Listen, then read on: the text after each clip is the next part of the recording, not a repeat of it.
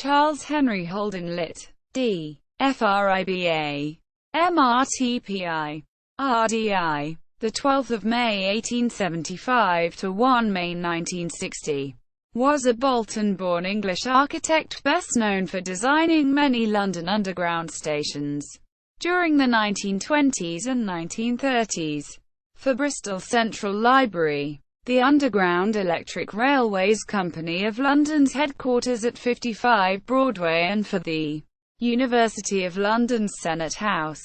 He also created many war cemeteries in Belgium and northern France for the Imperial War Graves Commission. After working and training in Bolton and Manchester, Holden moved to London. His early buildings were influenced by the arts and crafts movement, but for most of his career he championed an unadorned style based on simplified forms and massing that was free of what he considered to be unnecessary decorative detailing. Holden believed strongly that architectural designs should be dictated by buildings' intended functions. After the First World War, he increasingly simplified his style and his designs became pared down and modernist, influenced by European architecture. He was a member of the Design and Industries Association and the Art Workers Guild. He produced complete designs for his buildings, including the interior design and architectural fittings. Although not without its critics, his architecture is widely appreciated. He was awarded the Royal Institute of British Architects (RIBA's) Royal Gold Medal for Architecture in 1936 and was appointed a Royal Designer for Industry in 1943.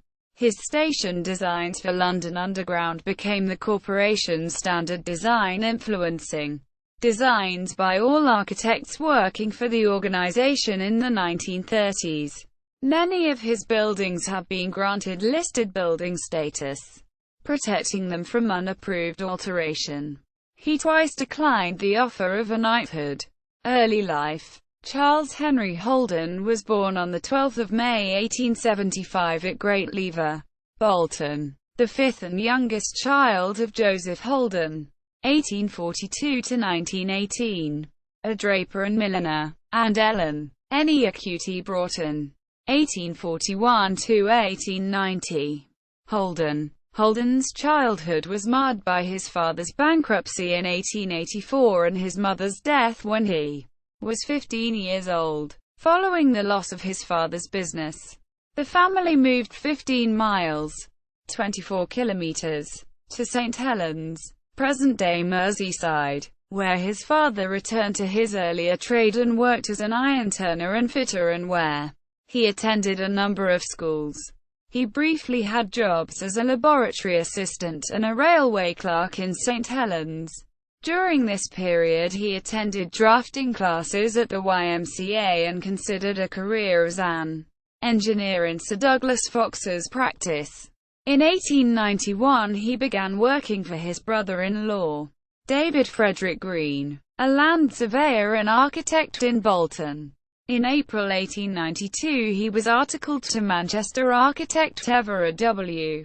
Leeson and, while training with him, also studied at the Manchester School of Art, 1893–94, and Manchester Technical School, 1894–96. While working and studying in Manchester, Holden formed friendships with artist Muirhead Bone and his future brother-in-law Francis Dodd. About this time Holden was introduced to the writings of Walt Whitman and became friends with James William Wallace and a number of the members of Bolton's Whitman Society known as the Eagle Street College. Whitman's writings and those of Henry David Thoreau, Ralph Waldo Emerson and Edward Carpenter were major influences on Holden's life. He incorporated many of their philosophies and principles into his style of living and method of working. In 1895 and 1896 Holden submitted designs to Building News Designing Club competitions using the pseudonym The Owl, although the number of competing submissions made was not always large. From 9 competition entries, Holden won 5 first places, 3 second places and 1 third place. In 1897, He entered the competition for the FRIBA's prestigious Soane Medallion for Student Architects. Of 14 entries, Holden's submission for the competition's subject, a provincial market hall, came third. Holden described the design as being inspired by the work of John Belcher, Edgar Wood and Arthur Beresford Pite. Family life. Around 1898 Holden began living with Margaret Stedman, née Q.T. MacDonald, 1865–1954, a nurse and midwife. They were introduced by Holden's older sister, Alice, and became friends through their common interest in Whitman. Stedman had separated from her husband James Stedman, a university tutor, because of his alcoholism and abuse. Stedman and her husband were never divorced and, though she and Holden lived as a married couple and Holden referred to her as his wife, the relationship was never formalized. Even after James Stedman's death in 1930, the Holdens lived in suburban Norbiton, Surrey, now Royal Borough of Kingston-upon-Thames, until 1902, when they moved to Codicot in Hertfordshire. Around 1906, they moved to Harmer Green near Welwyn, where Holden designed a house for them.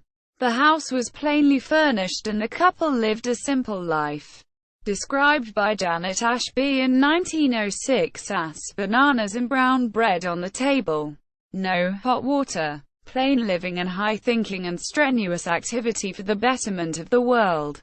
The couple had no children together, though Margaret had a son, Alan, from her marriage. Charles and Margaret Holden lived at Harmer Green for the rest of their lives. Works. Early career. Holden left Leeson's practice in 1896 and worked for Jonathan Simpson in Bolton in 1896 and 1897, working on house designs there and at Port Sunlight, before moving to London to work for arts and crafts designer Charles Robert Ashby. His time with Ashby was short and, in October 1899, he became chief assistant in H. Percy Adams's practice, where he remained for the rest of his career. A number of Holden's early designs were for hospitals, which Adams's practice specialized in. At this early stage in his career, he produced designs in a variety of architectural styles as circumstances required, reflecting the influences of a number of architects.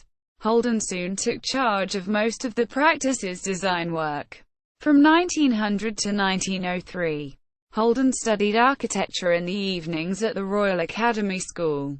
He also continued to produce designs in his spare time for his brother-in-law and Jonathan Simpson. His red brick arts and craft facades for the Belgrave Hospital for Children in Kennington, South London, 1900–03, were influenced by Philip Webb and Henry Wilson and feature steeply pitched roofs, corner towers and stone window surrounds.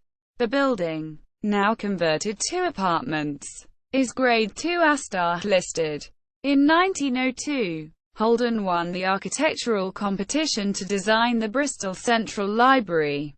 His Tudor Revival facades in Bath stone incorporate modernist elements complementing the adjacent Abbey Gate of Bristol Cathedral. The front facade features oriel windows and sculpture groups with Chaucer, Bede and Alfred the Great by Charles Pibworth. Internally, the design is classical, with the furniture designed by Holden and the stone carving mostly by William Aumonier. It was described by architectural historian Sir Nicolaus Pevsner as free neo-Tudor and extremely pretty, and by Andor Gom as one of the great masterpieces of the early modern movement. It has been compared with Charles Rennie Mackintosh's Glasgow School of Art, and it is sometimes suggested that Mackintosh's designs for the later part of the school were inspired by Holden's. Although Pevsner noted that Mackintosh's designs were in circulation earlier. The building is Grade I listed. At Midhurst, West Sussex, Holden designed Tudor-style facades for the Sir Ernest Castle-funded King Edward VII Sanatorium, 1903–06. The building features long wings of south-facing rooms to maximize patients' exposure to sunlight and fresh air. The design is in keeping with the building's rural setting, with facades in the local tile-hung style. Pevsner called this certainly one of the best buildings of its date in the country, and a model of how to build very large institutions. He designed the sanatorium's V-shaped open-air chapel so that it could be used for both outdoor and indoor worship. Both buildings are Grade II listed.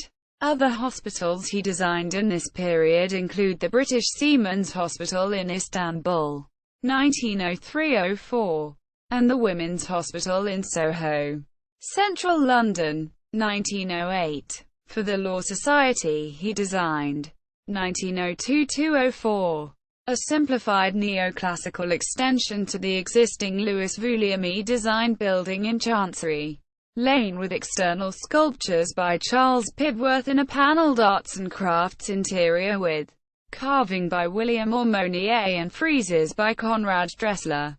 Pevsner considered the facades to be Mannerist.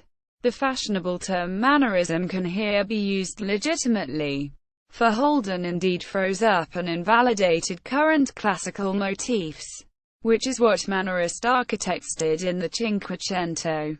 Quote, in 1906, Holden won the architectural competition to design a new headquarters for the British Medical Association on the corner of the Strand and Agar Street, now Zimbabwe House. The six-story L-shaped building replaced a collection of buildings on the site already occupied by the association and provided it with accommodation for a council chamber, library and offices on the upper floors, above space for shops on the ground floor and in the basement. Described by Powers as classicism reduced to geometric shapes. The first 3 stories are clad in grey Cornish granite with Portland stone above. Located at second floor level was a controversial series of 7-foot, 2.1 meter, tall sculptures representing the development of science and the ages of man by Jacob Epstein. The building is Grade II * listed. Alistair Service considered it, perhaps his best London building. In 1909, Holden won the design competition for an extension to the Bristol Royal Infirmary, subsequently dedicated to the memory of King Edward VII. Died 1910. The extension, 1911-12, was built on steeply sloping ground for which Holden designed a linked pair of Portland stone-faced blocks around a courtyard. The plain, abstract blocks have towers on the corners and 2-story lodges, and are a further simplification of Holden's style. The practice became Adams and Holden in 1907 when Holden became a partner and Adams, Holden and Pearson when Lionel Pearson became a partner in 1913. In 1913, Holden was awarded the RIBA's Godwin Medal and £65 to study architecture abroad.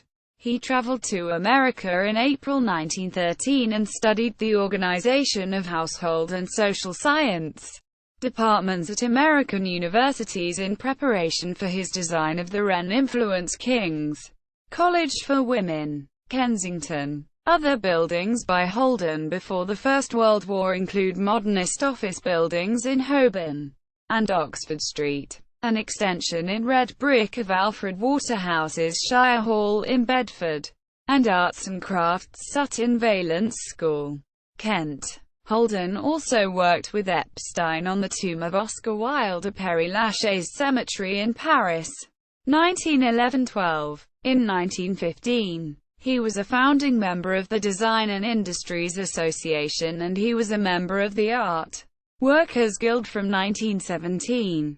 Unsuccessful competition entries for which he produced designs include Strathclyde Royal Infirmary, 1901, Manchester Royal Infirmary, 1904, County Hall, 1907, the National Library of Wales, 1909, Coventry Town Hall, 1911, and the Board of Trade Building, 1915. War cemeteries and memorials.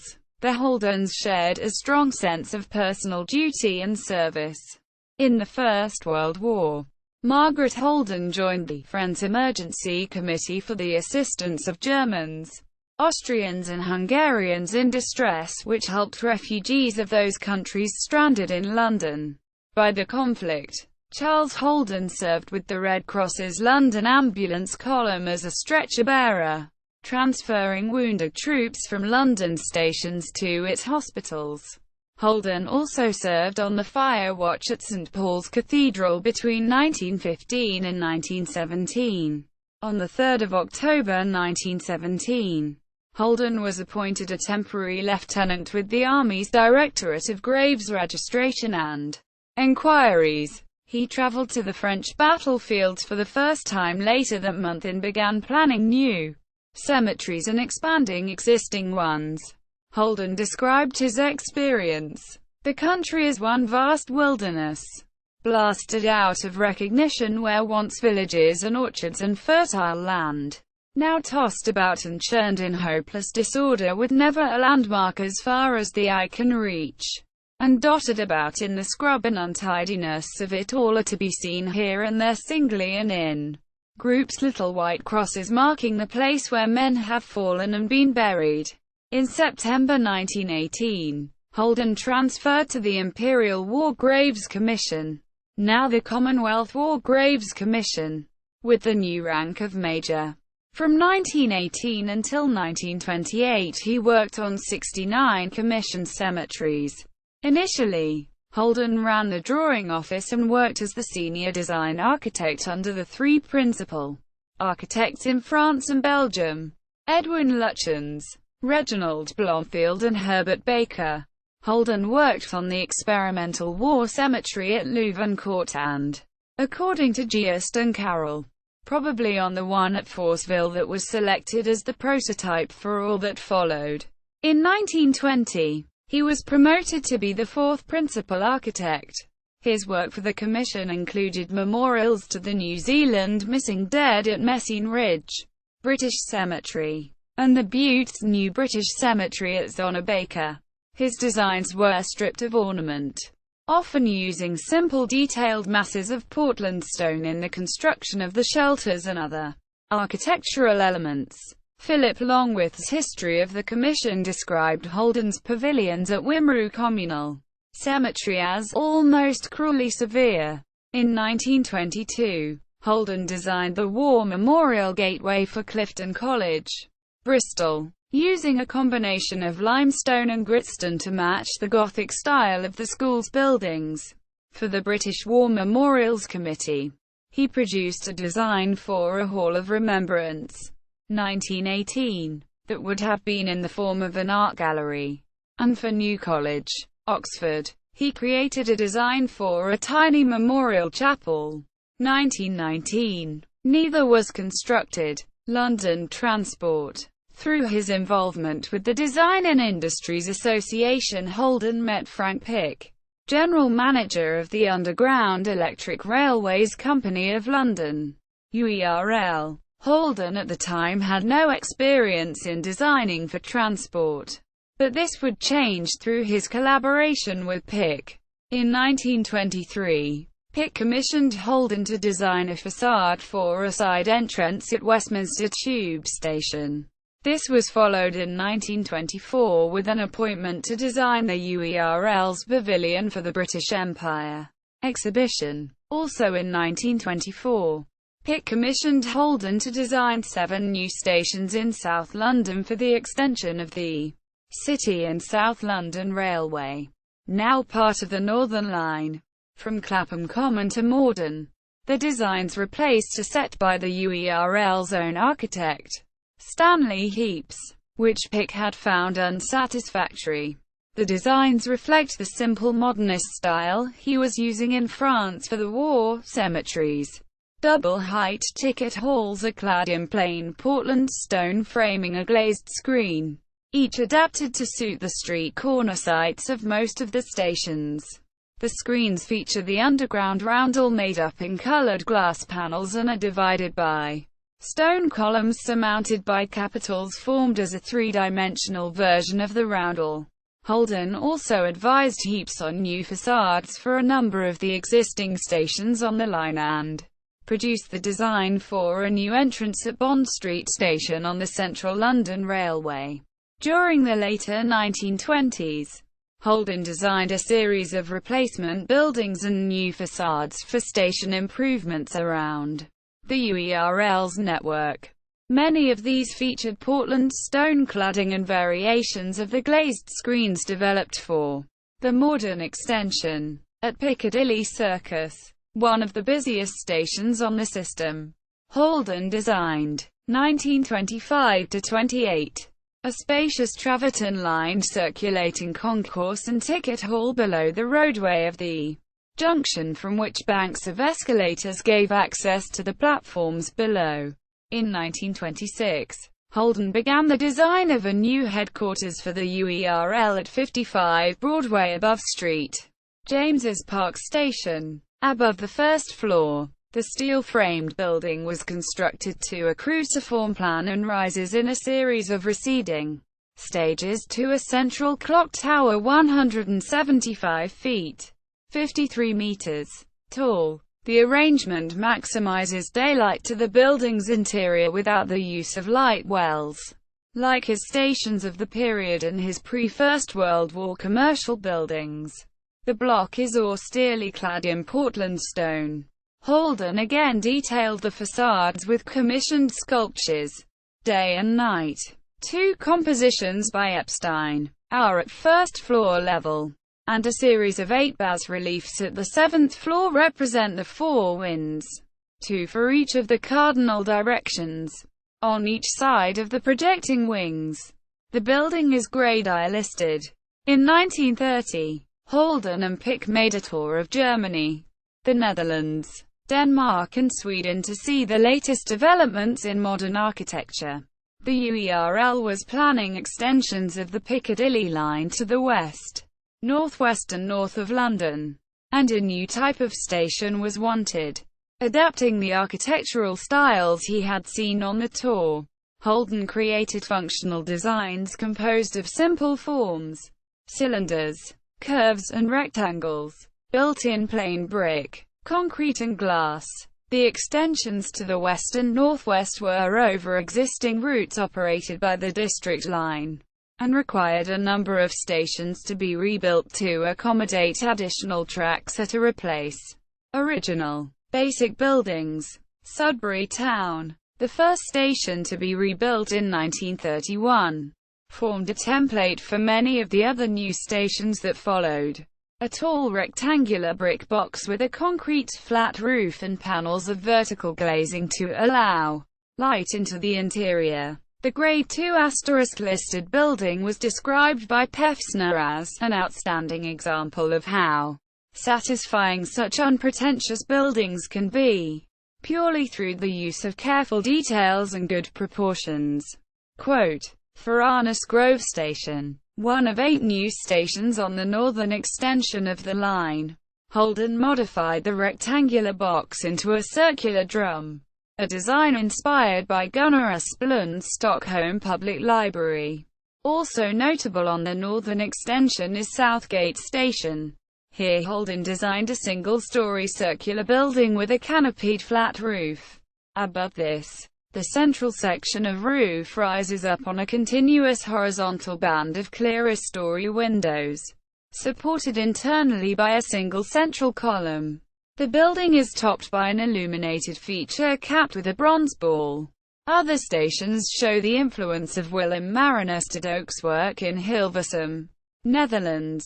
In order to handle such a large volume of work, Holden delegated significant design responsibility to his assistants, such as Charles Hutton, who took the lead on Arnos Grove Station. For some other Piccadilly line stations the design was handled in-house by Stanley Heapsby. Other architectural practices all followed the modern brick, glass and concrete house style defined by Holden, but some lacked Holden's originality and attention to detail. Pick dubbed these Holden-esque The UERL became part of London Transport in 1933, but the focus remained on high-quality design. Under Pick, Holden's attention to detail and idea of integrated design extended to all parts of London's transport network, from designing bus and tram shelters to a new type of six-wheeled omnibus. In the late 1930s, Holden designed replacement stations at Highgate, East Finchley and Finchley Central, and new stations at Elstree South and Bushey Heath for the Northern Line's Northern Heights plan. Holden's designs incorporated sculpture relevant to the local history of a number of stations. Dick Whittington for Highgate, a Roman centurion at Elstree South, and an archer for East Finchley. Much of the project was postponed shortly after the outbreak of the Second World War and was later cancelled. Only East Finchley Station was completed in full, with Highgate in part. The other plans were scrapped. East Finchley Station is located on an embankment and the platforms are accessed from below, making use of the station's air rights. Holden provided staff office space spanning above the tracks, accessed through semicircular glazed stairways from the platforms. Eric Aumonier provided the statue The Archer, a prominent feature of the station. Holden's last designs for London Transport were 3 new stations for the Central Line extension in northeast London. These were designed in the 1930s, but were also delayed by the war and were not completed until 1947. Post-war austerity measures reduced the quality of the materials used compared with the 1930s stations, and the building at Wanstead was adapted from a temporary structure constructed during the line's wartime use as an underground factory. Gants Hill is accessed through subways and has no station building, but is notable for the design of its platform-level concourse, which features a barrel-vaulted ceiling inspired by stations on the Moscow Metro. University of London. After the First World War, the University of London needed a replacement for its overcrowded and scattered accommodation in Kensington. A site was acquired in Bloomsbury near the British Museum, and Holden was commissioned in 1931 to design the new buildings, partly due to the success of 55 Broadway. His original plan was for a single structure covering the whole site, stretching almost 1,200 feet, 370 meters, from Montague Place to Torrington Street. It comprised a central spine linked by a series of wings to the perimeter facade and enclosing a series of courtyards. The scheme was to be topped by 2 towers, a smaller one to the north, and a 19-story, 210-foot, 64 meters, tall Senate House. Construction began in 1932, but due to her shortage of funds, the design was gradually revised and cut back, and only the Senate House and Library were completed in 1937. With the buildings for the Institute of Education and the School of Oriental Studies completed later, the design featured facades of load-bearing brickwork faced with Portland stone. Holden's intention to adorn the building with sculpture was also not fulfilled, as he had with his earlier buildings. Holden also prepared the designs for the individual elements of the interior design. From its completion until 1957, it was the tallest office building in London. Senate House divided opinion. Pevsner described its style as strangely semi-traditional, undecided modernism, and summarized, "The design certainly does not possess the vigor and directness of Charles Holden's smaller, underground stations." Others have described it as Stalinist, or as totalitarian due to its great scale. Functionalist architect Eric Mendelsohn wrote to Holden in 1938 that he was very much taken and convinced that there is no finer building in London.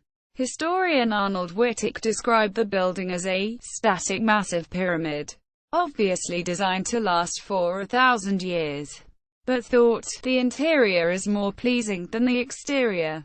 There is essentially the atmosphere of dignity, serenity and repose that one associates with the architecture of ancient Greece. The onset of the Second World War prevented any further progress on the full scheme. Although Adams, Holden and Pearson did design further buildings for the university in the vicinity, town planning, with virtually no new work being commissioned. Holden spent the war years planning for the reconstruction that would be required once it was over. Holden was a member of the FRIBA's 12-man committee which formulated the Institute's policy for post-war reconstruction. Holden's town planning ideas involved the relocation of industry out of towns and cities to new industrial centers in the style of Port Sunlight or Bourneville, where workers could live close to their workplace. The new industrial centers would be linked to the existing towns with new fast roads, and reconstruction in town centers would be planned to provide more open space around the administrative centers. In 1944-45, Holden produced plans for the reconstruction of Canterbury, Kent, with the city architect Herbert Milson Enderby. Canterbury had been badly damaged by Luftwaffe bombing, including the Baedeker raids in May and June 1942. Holden and Enderby aimed to preserve much of the character of the city, but planned for the compulsory purchase of 75 acres, 30 hectares, of the town centre for large-scale reconstruction, including a new civic way from the cathedral to a new town hall. Outside the city, they planned bypasses and a ring road at a 2-mile, 3.2-kilometre radius of the centre. Although approved by the city council, the plan was widely opposed by residents and freeholders, and the Canterbury Citizens' Defence Association issued an alternative plan before taking control of the council at local elections in November 1945. The change in administration ended the proposals, although a new plan prepared in 1947 without Holden's or Enderby's involvement retained some of their ideas, including the ring road. The City of London's first reconstruction plan was written by the city engineer F.J. Fortey and published in 1944. It had met with considerable criticism, and William Morrison, Minister for Town and Country Planning, asked the City of London Corporation to prepare a new plan. Holden was approached, and he accepted provided that William Holford also be appointed.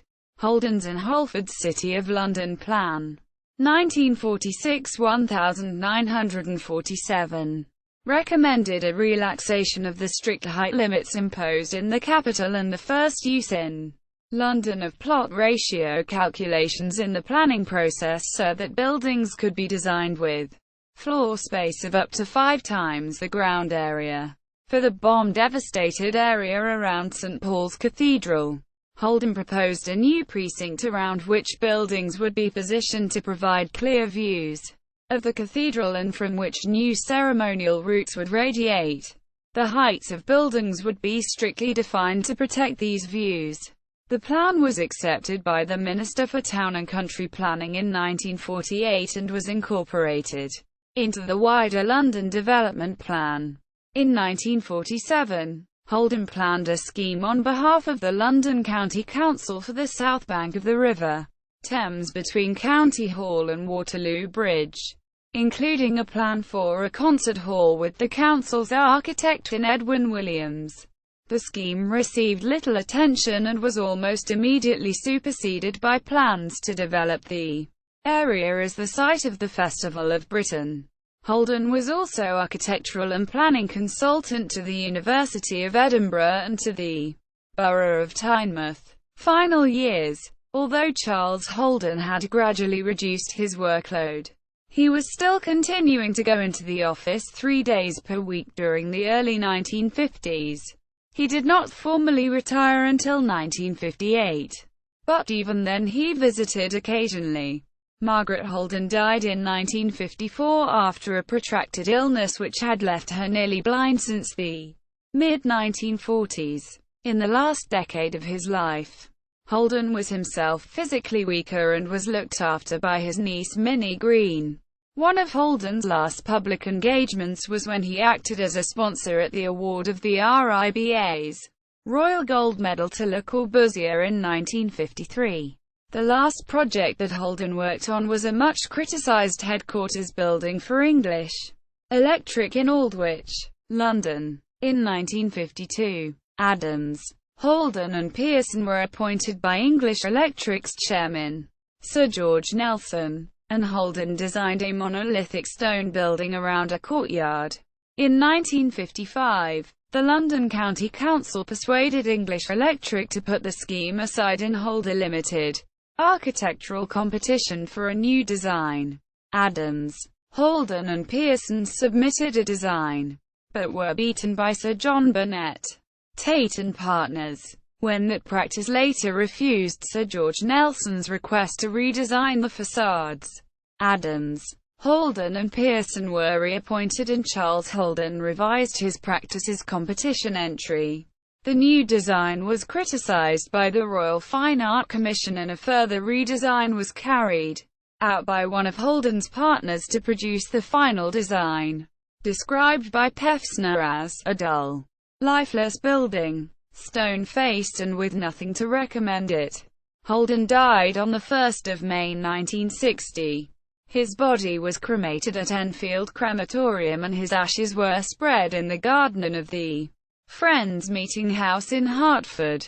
On 2 June 1960 a memorial service was held at St Pancras New Church, where Holden had designed the altar in 1914. Obituaries were published in daily newspapers The Manchester Guardian, The Times and The Daily Telegraph and in construction industry periodicals including The Builder, Architectural Review, Journal of the Royal Institute of British Architects and Journal of the Town Planning Institute. Generally, the obituaries were positive about Holden's early work and the stations for London Underground were neutral about Senate House and were negative about his practice's later works. The Harmer Green House and most of its contents were auctioned with the proceeds left to family members. Holden also left £8,400 to friends and staff and £2,000 to charity. Holden on architecture. Holden recognized that his architectural style placed him in rather a curious position. Not quite in the fashion and not quite out of it. Not enough of a traditionalist to please the traditionalists and not enough of a modernist to please the modernists. Quote, he believed that the principal aim of design was to achieve fitness for purpose, and repeatedly called for a style of architecture that avoided unnecessary architectural adornment. In 1905, in an essay titled If Whitman Had Been an Architect, Holden made an anonymous plea to architects for a new form of modern architecture. Often I hear of the glory of the architecture of ancient Greece, of the proud Romans, of sombre Egypt, the praise of vast Byzantium and the lofty Middle Ages. 2. I hear, but of the glory of the architecture of the modern I never hear. Come, you modern buildings, come, throw off your mantle of deceits. Your cornices, pilasters, mouldings, swags, scrolls. Behind them all, behind your dignified proportions, your picturesque groupings, your arts and crafts prettinesses and exaggerated techniques. Behind and beyond them all hides the one I love.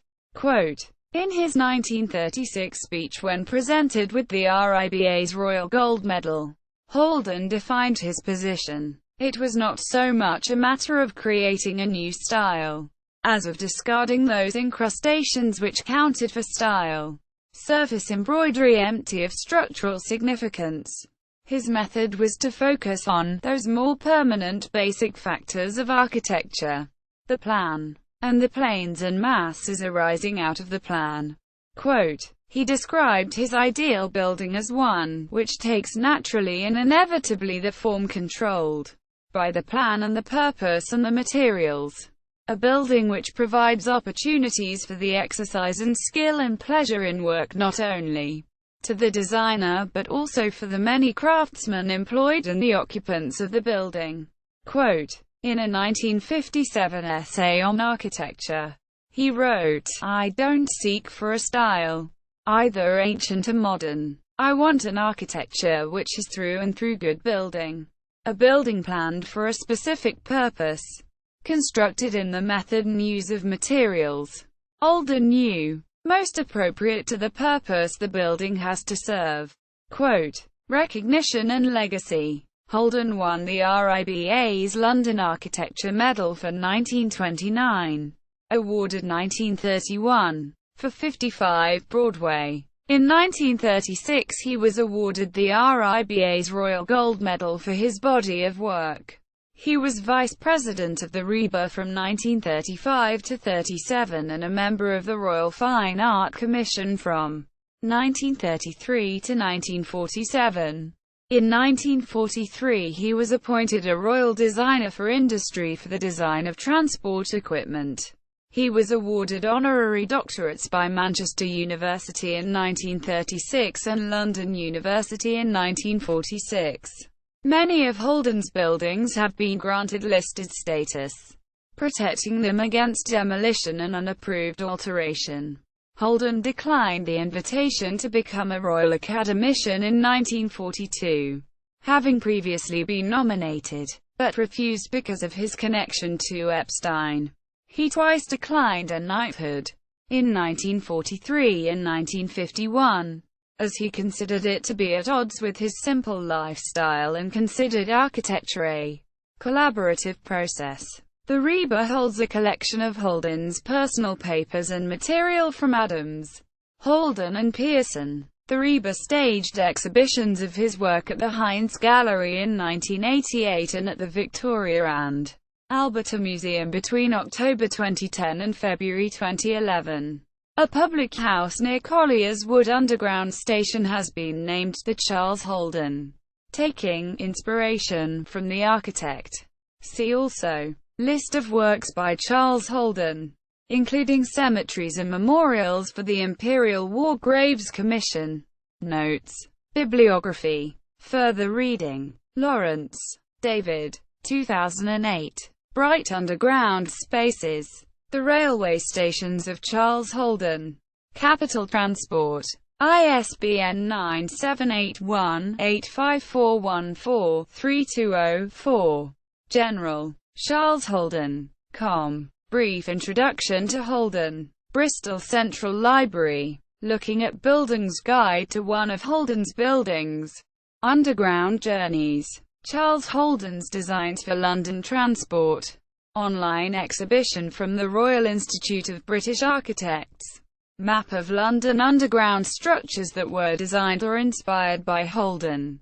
From the FRIBA exhibition. Archival material relating to Charles Holden. UK National Archives. Image galleries. London Transport Museum Photographic Archive. Search results for Charles Holden. FRIBA Photographic Archive. Search results for Charles Holden. Charles Holden. Com. Image gallery. Portraits. Charles Holden in later life. From the LTM Photographic Archive. Charles Holden by Francis Dodd. 1915. From the National Portrait Gallery.